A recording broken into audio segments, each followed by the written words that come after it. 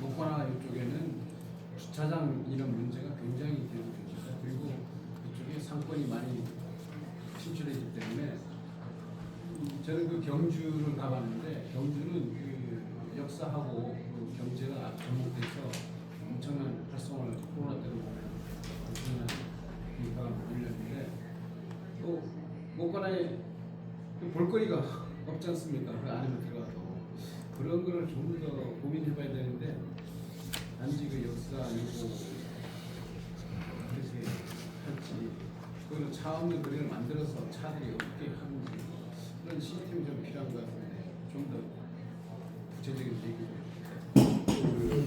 그러니까 저희가 이제 말씀드리고 하는 것은 어느 하나의 모든 걸 해결할 수 있는 건 사실 아닌 것 같고 지난번에 작년이었던가요? 그 우리 저 목관화에서 그저 삐세 향연인가 이런 제목으로 이제 그 전시회가 열렸었는데 그때 굉장히 많은 사람들이 이제 몰려서 저도 봤습니다만 이제 특이한 건 없고 그 목관화 그 자체에서 삐스를 갖고 이렇게 영상으로 하면서 굉장히 많은 사람을 끌었던 그 기억이 납니다. 그거는 이제 그 제주도 간 게 아니고 중앙정부에서 한 프로젝트로 해가지고 전국을 돌아다니면서 했던 프로젝트인데 그런 것처럼 그 제주 구도심에 있는 여러 현재 갖고 있는 여러 자산들을 그런 식으로 이제 미디어 아트라든가 이런 걸 활용해가지고 국민들께 아니면 관광객들에게 보여줄 수 있는 그런 기회를 준다 그러면은 틀림없이 많은 이제 올 수가 있을 것 같고 그리고 이제 저도 제주 시내 도심권에 이제 주차장 문제가 굉장히 문제가 많다는 걸 생각하고 있고 그래서 이제 아직 공약을 만들어서 보내지 못했습니다만은 이제 그 안에 이제 우리 공유지라든가 그런 걸 해가지고 이제 그 주차장 공영 주차장 같은 거 그걸 이제 만드는 그런 것들도 고민을 하고 있습니다. 제가 옛날에 이제 근무했던 자산관리공사에서 하는 업무 중에 하나가 그 공유지에다가 그 지역에서 이제 필요한 이제 주차 건물 좀 이렇게 지역의 테마처럼 만들어 주어서 그 하는 그것도 약간 민자 사업처럼 그렇게 하는 그 사업도 했었고 저도 이제 몇 군데 경주 근처에 한번 가봤었고 그렇게 하는 경우가 있는데 그런 것도 나중에 이제 보면서 이제 접목시켜가지고 그 차가 오더라도 시내 중심까지 가지 않고 일정 지역에서 이제 충분히 주차할 수 있는 그런 공간 만드는 것도 이제 고민을 할 겁니다. 그러면 그 오영훈 도전 그 차 없는 거리 걷기 대회 한 번씩 그 탑동에서 한 번 해보니까 차들이 세울 데가 없어서 그런 문제가 있는데 만약 그 축제를 이렇게 좀 크게 하려고 하면 더 큰 문제가 발생되는데 오늘도시 그쪽에는 원도시 문제가 있잖아요. 지금 오영훈 보안기관들 전부 그쪽으로 다 몰려서 그렇게 했는데도 경제 효과를 얼마나 받는지 모르겠지만 그 좋은 말씀 감사드리고 그러니까 저희는 이제 어느 한 날에 일시적인 큰 행사를 하는 게 아니고 지속적으로 이제 사람들이 이제 계속 왕래할 수 있는 그런 이제 기회를 이제 만들어 주는 것이고 그 과정에서 이제 그 주차라든가 이런 문제에 대해서는 별도로 저희가 이제 공용 주차장 같은 것들을 유지라든가 공유지를 활용해가지고 준비하는 것도 이제 고민을 하겠습니다.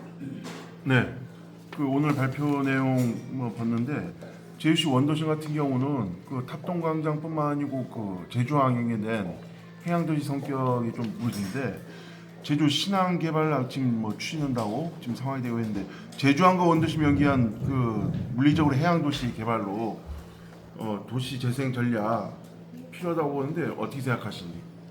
기본적으로는 어차피 제주 원도심이 산지항과 연결돼가지고 조성된 도시이기 때문에 저 해양 제주 항과 연결돼가지고 제주 도심이 발전해 나가는 그 모습 자체는 이제 방향은 맞는 것 같은데 다만 이제 순서로 봤을 때 그 지금 제주 원도심에 당장 어떤 뭐 대형 건물 짓는 것보다는 지금 이런 소프트한 콘텐츠로서 사람이 돌게 하면서 그 다음 단계로 이제 신항에 지금 신항 개발하는 것들하고 연계해서 그 다음 단계로 뭐 크루즈라든가 뭐 이런 거하고 연결돼서 나가야 되지 않겠냐 순서의 문제인 거지 그렇지 않겠나 싶습니다. 원도심에 예를 들어 고도 완화 조치라든지 이런 건 지금 차츰 생각해 보겠다는 얘기죠?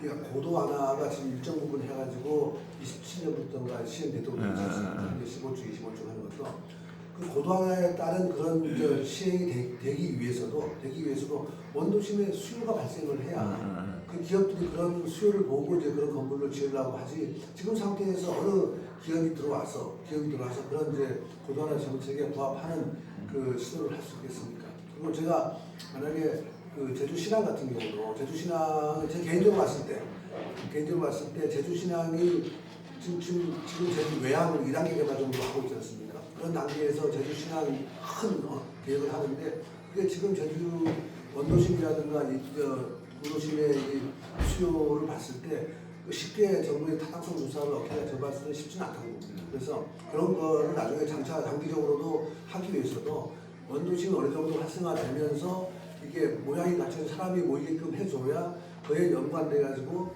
그 신앙에 따른 이제 타당성도 거기에 좀 보완될 수 있는 그런 형태가 되지. 그렇지 않고 지금 단계에서 바로 이제 대형 고도화에 따른 대형 건물 짓는 정책을 추진하면은 단지 다른 지역에 있는 수요만 갖고 올 뿐이지 좀 장기적으로 그렇게 바람직한 모습은 아닌 것 같고. 그래서 순서적으로 지금 이제 원도심에 있는 여러 콘텐츠를 활성화해가지고 사람들이 좀 모일 수 있고 즐길 수 있는 그런 공간을 만들면서 그거를 토대로 다음 단계에 수요에 기반한 여러 가지 개발들이 진척이 돼야 되는 거 아닌가 그렇게 생각을 합니다. 추가 질문 있으실까요? 네. 지난 26일 날 그 경제살림상대본부를 만들겠다고 이야기를 하셨는데 그건 어떻게 되고 있습니까? 네, 지금 진행 중입니다. 진행 중이고 여러 사람들 접촉도 하고 문의 오는 분도 있고 그런 단계입니다. 네, 질문하십시오. 여러 경제 정책을 발표하고 계시고 있는데 국민들이 궁금해하시는 부분이 본질적인 문제일 수 있습니다. 이 많은 재원을 어떻게 마련하실 것이냐 우려도 있고 한편으로는 문 후보님의 어떤 경제적 경력을 바탕으로 재원 마련에 문제가 없다라고 희망적으로 낙관하시는 분도 계신데 그 재원 마련에 대한 정책은 본선거가 진행되면 밝히실 계획이신지 좀 포괄적으로라도 한번 좀 로드맵이라도 주시면 도민들이 좀 더 궁금해하지 않을까 생각하고 있습니다. 그러니까 제 공약들 자세히 보시면은 제 공약들 중에서 건물을 짓는다든가 단지를 개발한다든가 이런 큰 공약이 없습니다. 그래서 대단히 큰 예산이 들어가는 사업은 제가 봤을 때 이제 그 중입자 가속기 정도가 이제 현재 바로 비용을 뽑아낼 수 있는 공약인데 그거는 이제 현재 제주도에서 한 1년 연간 16,000명 정도가 이제 원정 치료를 받으러 서울 나가고 연간 한 3천억 정도가 치료비로 이제 유출된다고 이제 자료에 나와 있는데 그리고 이제 그런 걸 감안했을 때 중입자 치료비가 한 2,500 정도라고 나와 있더라고요. 그러면 그 정도 매년 이제 드는 비용 수출이라 그러면은 2,500 정도의 중입자 치료비는 몇 년만 하면은 충분히 이제 순환 가능한 투자 가치가 있는 그런 거라고 저는 생각하고 있고 그 외에 여러 가지 공약들은 저는 최대한 민간 자본을 활용하는 걸 많이 고민을 하고 있습니다. 그냥 펀드 얘기도 많이 하고 있고 제가 크게 3가지 정도의 방향 안에서 재원을 고민하고 있는데 제가 이제 가장 이제 큰 정책 중에 하나가 저희가 이제 5대 ABCDE 신성장축을 말씀을 드렸는데 그 부분이 어떻게 보면 이제 이재명 정부가 추진하고 있는 여러 균형발전 전략하고 약간 매칭을 많이 한 겁니다. 이재명 정부가 지금 5급 3승을 추진하면서 이제 5급은 새로 이제 이재명 정부 들어서 새로 통합시키는 데다 보니까 유인을 제공하기 위해서 4년간 20조 정도 획기적으로 지금 지원하겠다고 했습니다.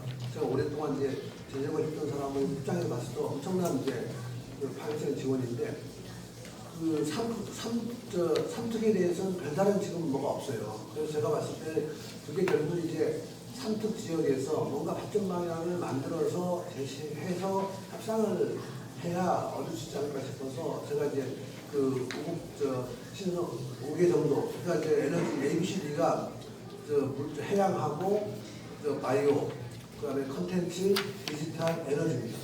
에너지 5개인데 이 5개 축이 결국 이재명 정부, 이 정부하고 매칭이 되고 제주도의 자원의 강점하고도 매칭이 되기 때문에 이거를 이제 그 대한민국의 큰 발전 전략, 큰 축하와 연결돼서 그걸 토대로 이제 삼투기 모델을 만들어서 중앙정부와 협상을 하면은 뭐 사실상 20조는 아니더라고요. 그래도 상당 부분의 재원을 이제 확보할 수 있다는 생각이 들고, 두 번째는 아까 말씀드렸습니다만 제가 하는 여러 가지 기업 혁신기업 육성한다든가 이런 육성한 정책에서 결국 이제 시중에 많이 돌고 있는 민간 자본을 유치하는 걸 굉장히 많이 고민을 하고 있고, 민간 자본이라는 게 그 사람들이 수익이 날 수 있는 그런 우리가 저 기업 전략을 제시해주면 들어오거든요. 그래서 그런데 조달하는 걸 두 번째로 하고 있고, 세 번째가 이제 제주도정의 기존 예산을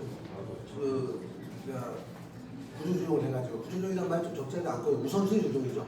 기존에 이제 낭비성 예산이나 이런 것들 우선순위 조정을 해서 우선순위가 다른 높은 데 이제 전환하는 이런 생각을 하고 있는데, 그래서 큰 이 세 가지 축으로 해서 그 제가 지금 계속 많은 정책을 발표하는데, 그 많은 정책에 충분히 이제 그 뒷받침할 수 있는 재원은 충분히 마련될 수 있을 거라고 저는 생각을 합니다.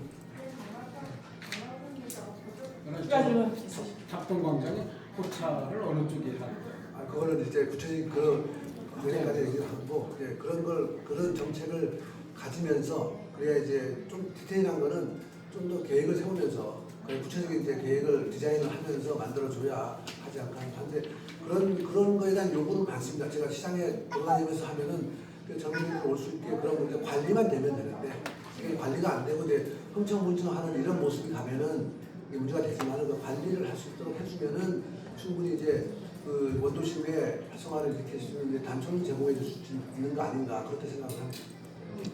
서귀포가 지금 불태우도 축제 해갖고 그 시장님도 그 포차 이런 거 많이 오는데 두 개인가밖에 설치가 안 됐습니다. 근데 그게 어느 정도 도움이 되는지 지역 상권하고의 마찰이 그러니까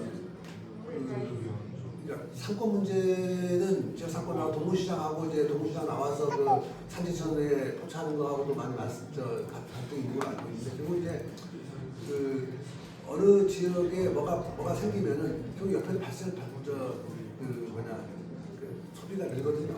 왜냐하면 이제 우리가 아까도 얘기했지만 수요를 뺏어오는 게 아니고 새로운 수요가 들어오게끔 만들어주면은 그 수요가 옆에서도 번질 수가 있는 거기 때문에 그런 개념으로 이해를 해주셔야 될 것 같고, 그냥 옆에 있는 수요를 뺏어오는 그런 정책을 추진하는 건 아니라는 말씀을 드립니다. 네, 알겠습니다. 네.